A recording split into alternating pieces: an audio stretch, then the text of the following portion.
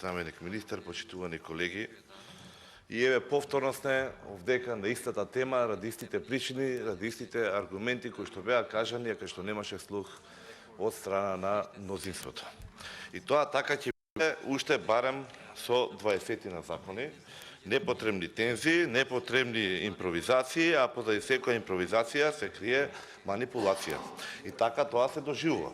Разликата е од претходно што овој пат оваа манипулација беше пресретната, бидејќи доколку некој со аргументите и дискусиите што ги имаме со минималната плата имаше дилема, сомнеш или пак двоумење во однос на мерите на владата и што сакаше да се постигне со тој сет на закони, односно со тие промени што тогаш беа укажувани и уверувањата што е исклучително. А сега гледаме дека тоа не е така. И еве да тргнеме се на страна.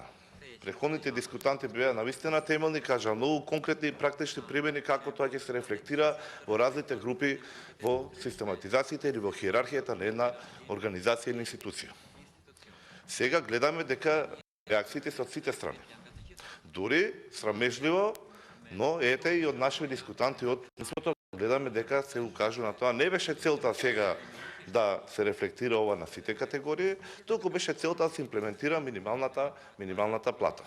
И при тоа слушнаме дека искрени заложби дека тоа треба да се решава системски и дека за сите треба да бидат подеднакво направени, што во овој случај не е така, бидејќи кажуваме само со минималната плата. Волиме учеството на самата минимална плата. И сега компонентата не е како што ни стои овдека во законот, минималната плата, дел на плата за степен на образование, дел за нивото, дел на платата за ниво и дел на платата за стаж што доаѓа. Ние доколку бевме искрени и сакавме да постапиме за сите, требаше уште на почетокот да си го фатиме скалестото покачување на платите.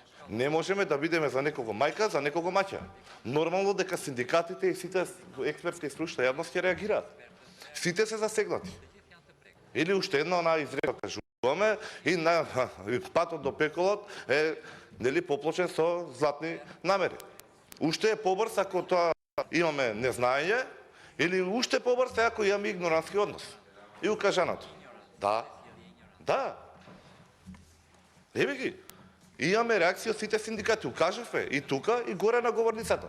Се разбира дека ќе бидат засегнати луѓето. Се разбира дека мотивацијата ќе биде намалена. Се разбира дека бунтот ќе стои.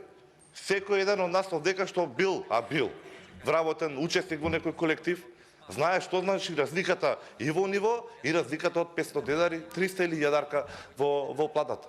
Изденачувањето или спојувањето на другите се разбира дека ќе направи контраефект. Сакајќи да влијаеме директно, еве нека бидат и од искрени намери. Нека не биде манипулацијата од прашање. Цела серија на други вработени веќе се чувствуваат загрозени, демотивирани или револтирани. И тоа не може да не се рефлектира на самиот работен процес. Исто како што кажавме дека тоа нема толку брзо да отиде. Колегата го гледам тука, кажа дека била минималната плата офатена во буџетот. Ако била минималната плата, тоа дали значи дека остануваме само на толку? Дека сите други категории ќе бидат запоставени? Да, ќе бидат. Јас ќе ви го донесам на пленарната седница, сега го немам со мене. Писмо од Министерката за култура, кај што се обраќа на синдикатите и вели луѓе 6 месеци одложено за плата, таму е согласено со колективниот договор. Немаме пари, имајте разбирање, не можеме да искочиме на пресрет. Дали не е манипулација тоа? И тогаш не беше овој министер, друг министер имавме, кај што го кажувавме. Но добро би било тоа да се каже на влада. И тогаш кажавме дека ќе генерира проблеми. И тогаш не уверуваме дека имаме пари во буџетот. Нема ништо министерот го пушти дека нема. Еве сега и со овој закон. Упорно укажуваме дека ова нема да реши проблеми, дека ќе генерира нови проблеми. Самиот момент што вработените наместо посветени на своите обврски повеќе се посветени на тоа дали ќе има штрајк или нема да има штрајк, губиме и на ефективност, и на продуктивност, и на исполнителност во работата. А можеше многу лесно да се реши, доколку бевме искрени. Еве и овој министер ќе го погледнам, го познавам лично и ќе го укажам. Ако сакавме така да растапиме, можевме во втор пристап. Едноставно на постоечкиот концепт за плата, на коефициентот кој што 1,6, ако не се лажам, сега ќе ми исправите денари, ќе го направивме 88. Најниското ниво ќе беше над 18.000 и следствено тоа сите други ќе постапи и ќе беа задоволни. Бејќи овој постоечки концепт на плата, кажавме дека ги одразува и ги осликува и сложеноста на трудот и мотивацијата при работата. Не би требало да правиме повторна грешка. И да, еве, ако имаме заложуваме преди пошироката слика, нема проблем. Имаме амандман кој што е предложен од синдикатите. Тоа би требало да бидат организации кои што се чадор на сите. Бидејќи сите излегуваме од некој колектив, од некоја институција или од некој орган. И сите ние помалку или повеќе имаме искуство во работата на тие синдикални организации. И знаеме дека нивната цел секогаш била надпартиска. Во овој случај, се извинувам, иако не е скалесто, имаме предлог за линеарно покачување на платите. Барем ќе ослика некаква праведност. Еве нека биде таа првата заложба за компромис или за еден чекор кон рамноправност на сите вработени. Нема да, како што кажав и преска, имавме конкретни случаеви. Мислам дека за разлика од законодавецот, многу посериозен пристап имале синдикалните организации, кога што направиле и пресметка, имале предвид и функционална анализа, што би рекол колегата. Ако не за друго, имаат многу повеќе искуство во работните односи. Споредбено, па можеби со било кој од нас. Еве, за првиот чекор, барем размислете. Немавте слух првиот пат. Еве, веќе имаме проблеми.